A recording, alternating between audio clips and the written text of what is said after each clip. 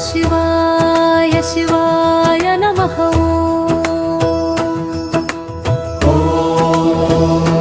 नमः शिवाय शिवाय नमः।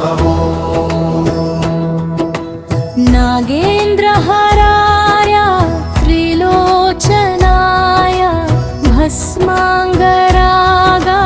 महेश्वराय नित्याय शुद्धाय दिगम्बराय तस्मै नकाराय नमः शिवाय।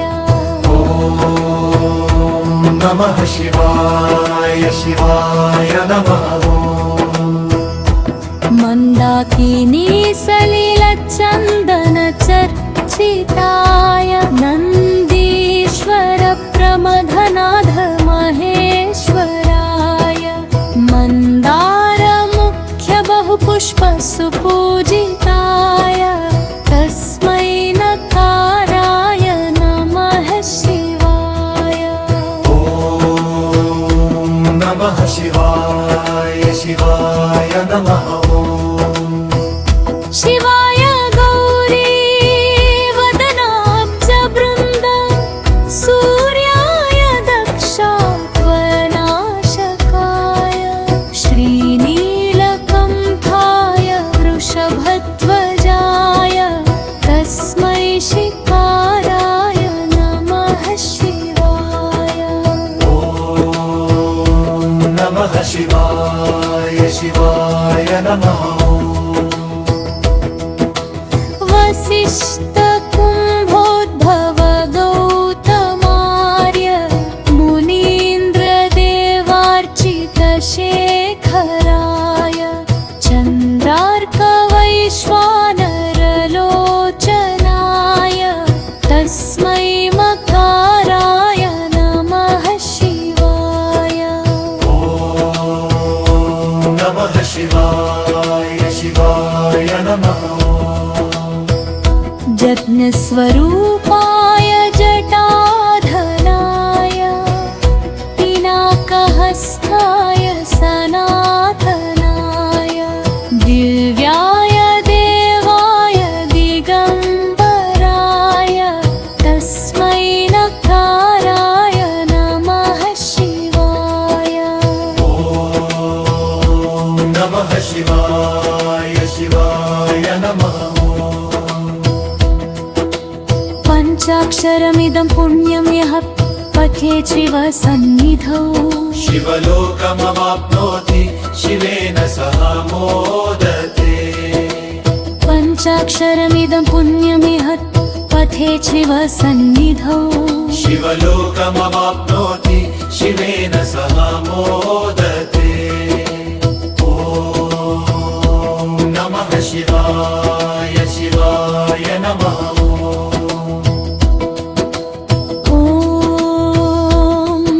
शिवाय शिवाय नमः।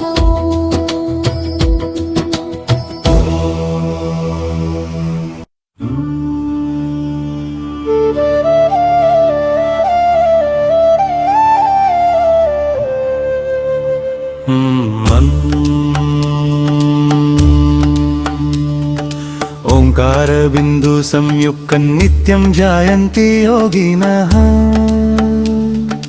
कामदं मोक्षदं तस्मादोंकाराय नमो नमः।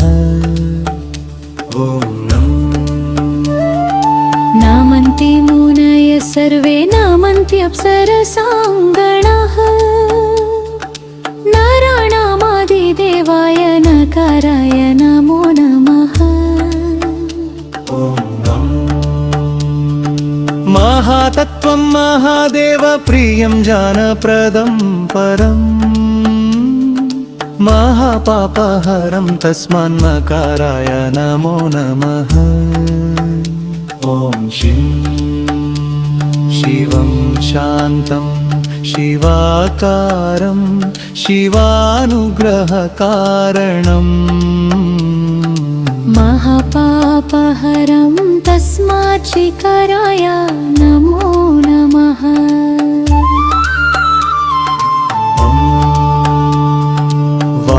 वाहनं वृषभो यस्य वासुकि कङ्कभूषणम्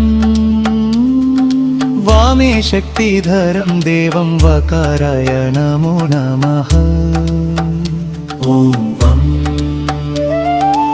यकारे संस्थितो देवो यकारं परमं शुभं यं नित्यं परमानन्दं यकाराय नमो नमः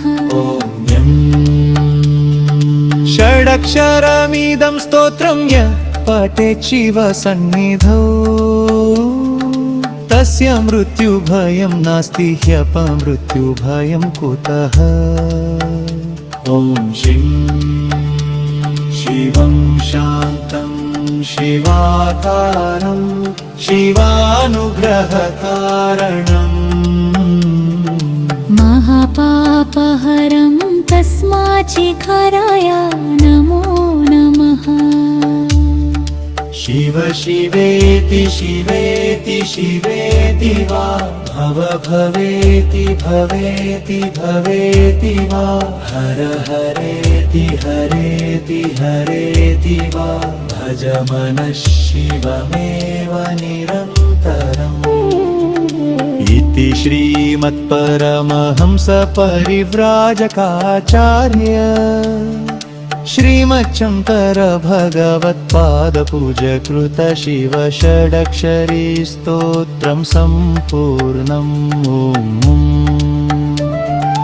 नमन्ति मुनयः सर्वे नमन्त्यप्सरसां गणाः नारायणादिदेवाय नकाराय नमो नमः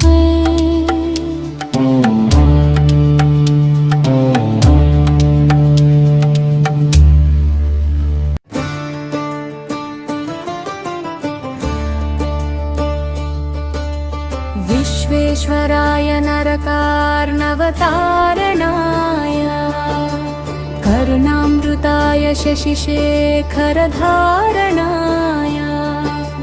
कर्पूरकान्तिधवलाय जटाधराय दारिद्र्यदुःखदहनाय नमः शिवाय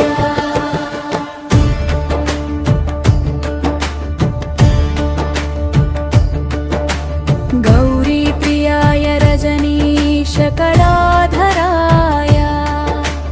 कालान्तकाय भुजगाधिपकङ्कणाय गङ्गाधराय गजराजविमर्दनाय दारिद्र्यदुःखदहनाय नमः शिवाय भक्तप्रियाय भक्तप्रियाय भवरोगभयापहाय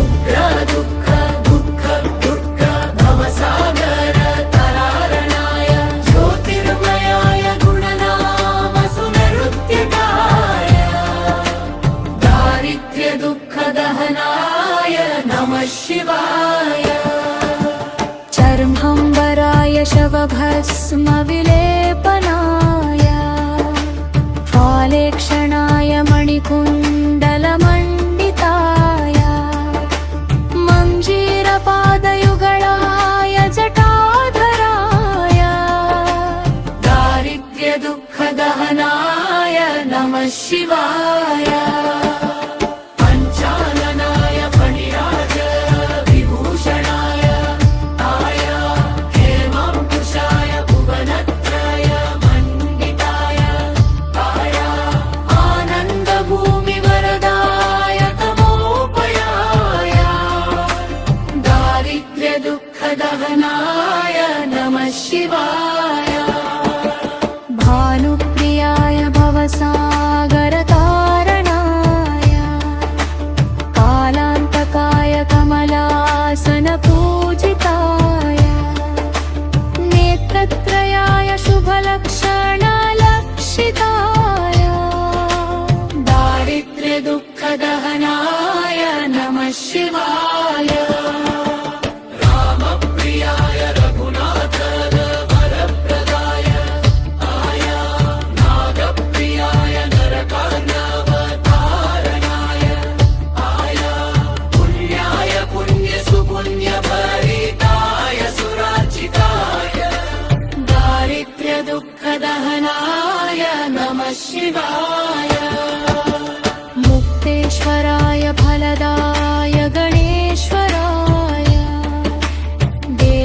प्रियाय ऋषभेश्वर वाहनाय मातङ्गचर्मवसनाय महेश्वराय दारिद्र्यदुःखदहनाय नमः शिवाय वसिष्ठेन कृतं स्तोत्रम् सर्वरोगनिवारणम् सर्वसम्पत्करम् शीघ्रम् पुत्रपौत्रादिवर्धनम् शुभदं कामदं हृद्यं धनधाय प्रवर्धनम् त्रिसन्ध्यम् यः नित्यम् स हि स्वर्गमवाप्नुयात् इति श्रीवसिष्ठविरचितम् दारिद्र्यदहन शिवस्तोत्रम् सम्पूर्णम्। विलासभुवनाय महेश्वराय काया पञ्चाननाय शरणागत कल्पदाय काया शर्वाय सर्वजगततामधिपाय तस्मै दारिद्र्यदुःखदहनाय नमः शिवाय। अध संकल्पः ॐ ऐं शिवशक्ति साई सिद्धगुरु श्रीरमणानन्द महर्षि गुरुभ्यो नमः। ॐ श्री दश महाविद्या देवताभ्यो नमः। ॐ श्री दश भैरव देवताभ्यो नमः।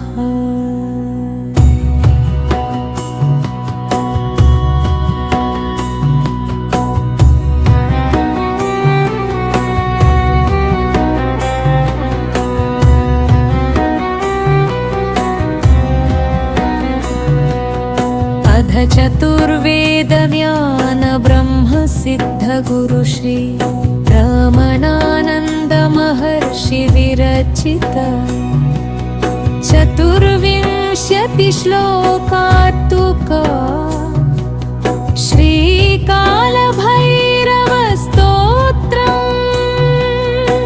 शिवाय परमात्मने महाते पापनाशिने नीललोहित देहा भैरवाय नमो नमः।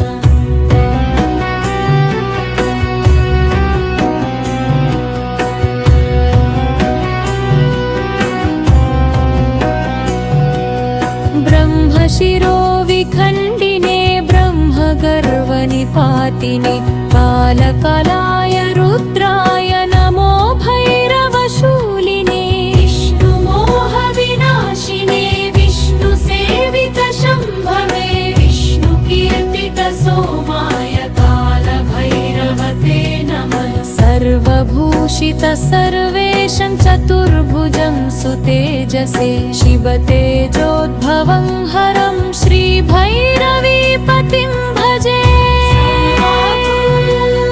सकलेश्वरं चिद्रूपं चिन्मयेश्वरं तपौरन्तं महानन्दं महाभैरवते नमः।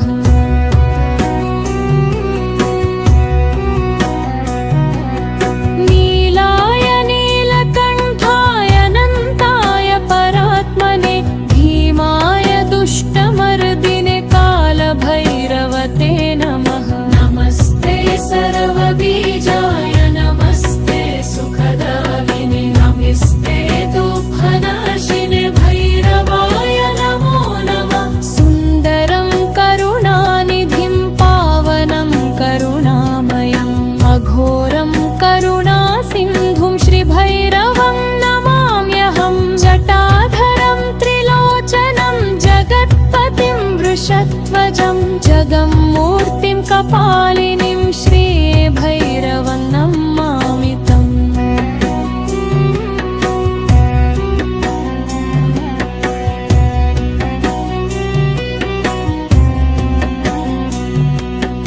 असिताङ्गः कपालश्च उन्मत्तभीषणो रुरु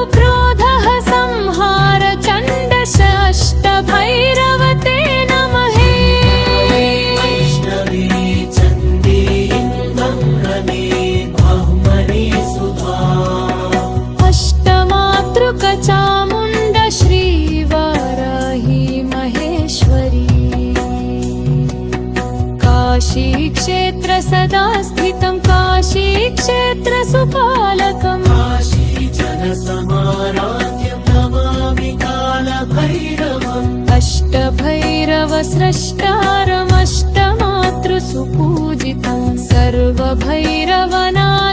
च श्रीकालभैरवं भजे विष्णुकीर्तितवेदेशं सर्वऋषि नमस्करं पञ्चपातकनाशकं श्रीकालभैरवं भजे सम्मोहनमहारूपं चेतुर्वेदप्रकीर्तितं विराट्पुरुषमहेशं श्रीकालभैरवं भजे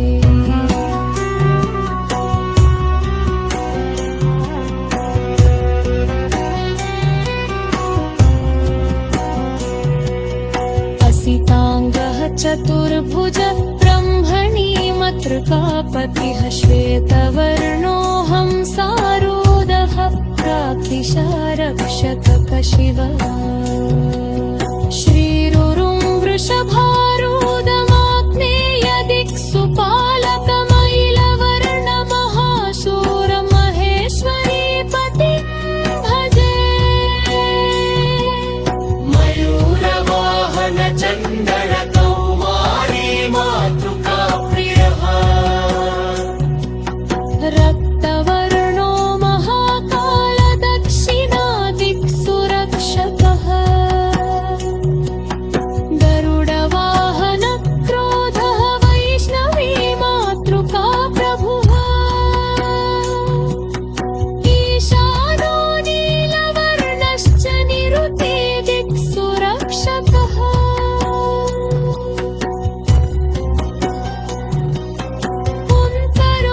पुन्तरोमीश्वरेश्वरं तन्त्रयित्या प्रवायनमायनं सिद्धिदं शिरताक्षर भैरवं भजे